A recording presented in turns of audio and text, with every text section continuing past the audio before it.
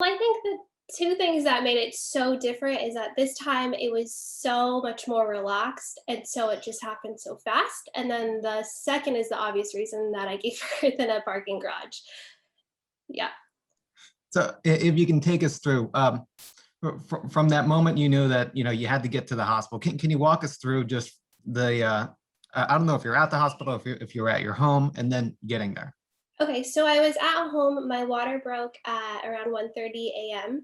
I called the hospital at this time just to let them know what was going on. It was my first birth, actually going to the hospital. My first birth, I gave birth all naturally in a birthing center.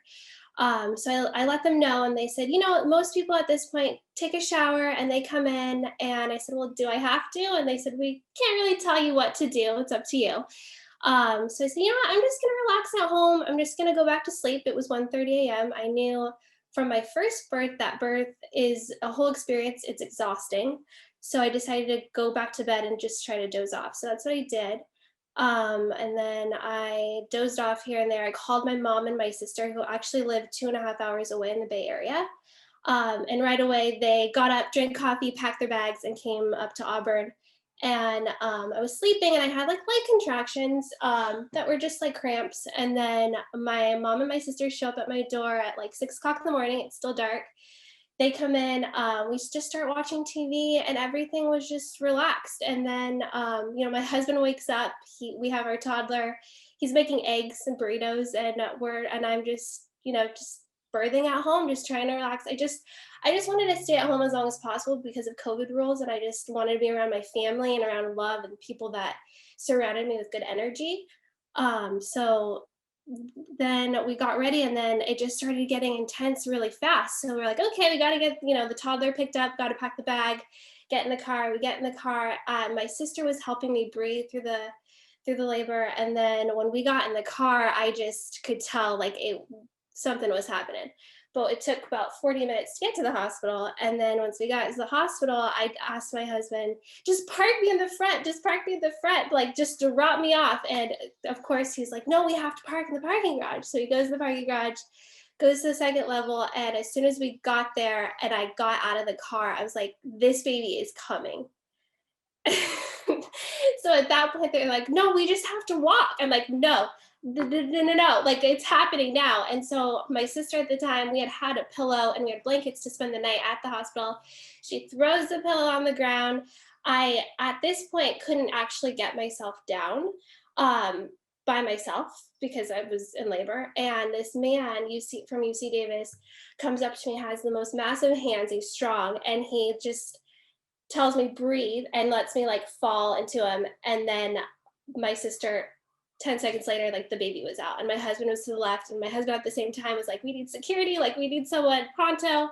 So then he runs to the hospital and gets security, who then called the fire department. And I was laying on the floor, and at that moment the baby comes out crying, which is awesome because you could tell he was okay. And my sister caught him, made sure like there was nothing wrong with him. And all of a sudden this girl comes out and says, I'm a labor and delivery nurse, like let me through. So she comes in, and she was just amazing, and was like, I felt like I was in good hands. I was never nervous because she was there. I had my sister, I had my mom, my husband, everyone. And so I had the baby on my chest, and Jenna just stayed with me, made sure like I wasn't losing all this blood. Like there were so many factors that could have gone wrong, but everyone was in the right place at the right time, which is, I think, my lucky stars for that.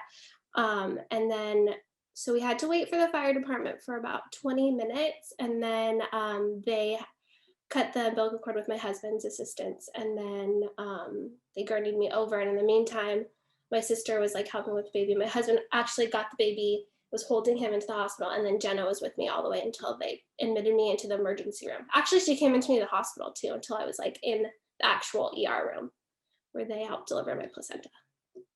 So That sounds like the third act to next summer's biggest romantic comedy. Did you get those kind of vibes? Like, I don't know, like to me, like I love movies, so I always think of like, did it feel like this was something out of a movie for you? Oh yeah, I looked at my sister and I said, I'm giving birth in a parking garage right now. This is happening. And my sister goes, this is happening. And then I did it. And then I was like, I'm done. And she goes, yeah, you're done. Because I had no idea how much longer I had. My first labor was over 12 hours, and it was very slow. And this one was just totally different. And luckily, I had my husband and my sister and my mom and everyone there in place. Jenna, it's awesome. Yeah. So, It was surreal. It was surreal. When I got admitted to the hospital, I was just like laying there, like, did that just happen right now? Like, yeah. so after all that, I gotta ask. I asked pre-interview, but just for the camera and for everyone else, how's everyone doing after something like that? Everyone is great. The baby had to be in the NICU for a couple of hours for a low blood sugar. And the hospital's really great with assisting us with that. They were thinking maybe because he was a little early, because I was 37 weeks and 6 days. So it was a couple weeks early, and that he was born outside. That was kind of scary because it was March. It was kind of cold outside. It was like one of those drizzly days where like it wanted to rain but wasn't going to rain. Um, but yeah, everyone was really awesome in that aspect.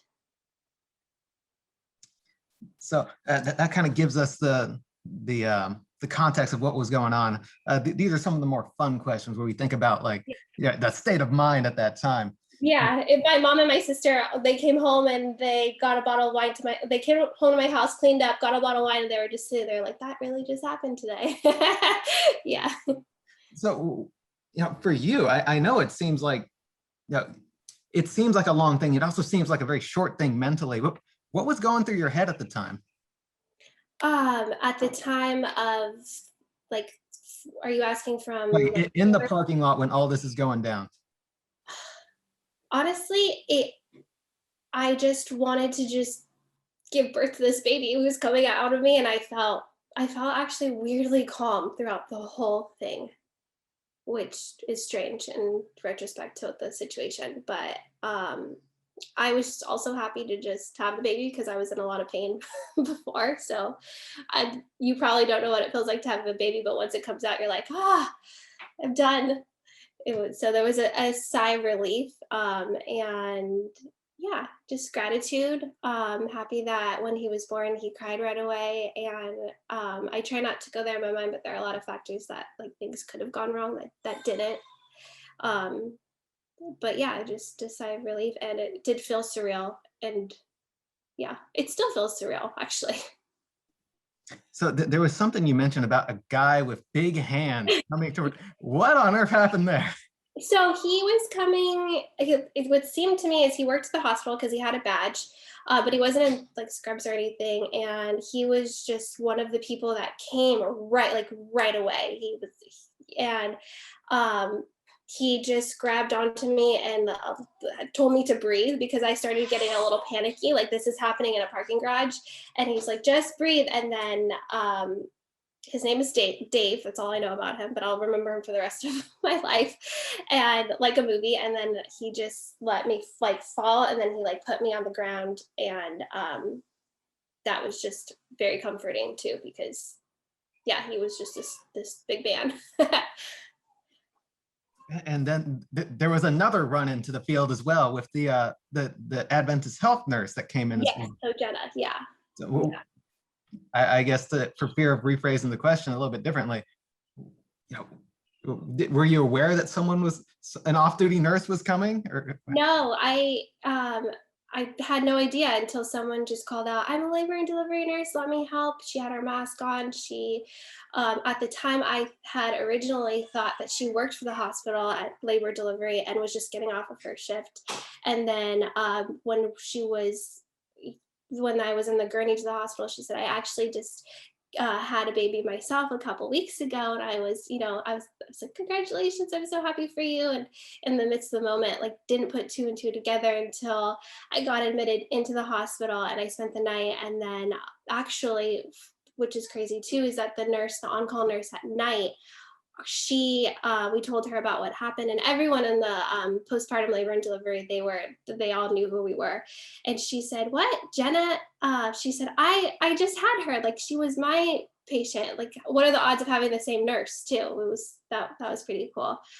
So she had given birth at UC Davis a couple weeks before, and then her child Miles was in the NICU for 2 weeks, and she was actually visiting her newborn getting into the car while I was like, I just happened to be in the same spot in the parking garage right there where she was getting in the car while I was giving birth. I don't know if you got a chance to tell them everything you wanted to tell them, but it just right now, is there anything you'd want to tell them, these two people who just rushed in to help you? I would obviously want to tell them that I'm super grateful and that along with my family, I couldn't have done it without them, and that there's still good people out there, and just a surmount like so much gratitude, like unsurmountable amount of gratitude is what I need to say. Yeah. So I want you to think about, I don't know, 10, 20 years into the future. You're telling this story to your Oh, friend. yeah. And what do you think is the one thing you're going to have to mention to them? What's that one thing that you know you're going to tell them 20, 30 years from now?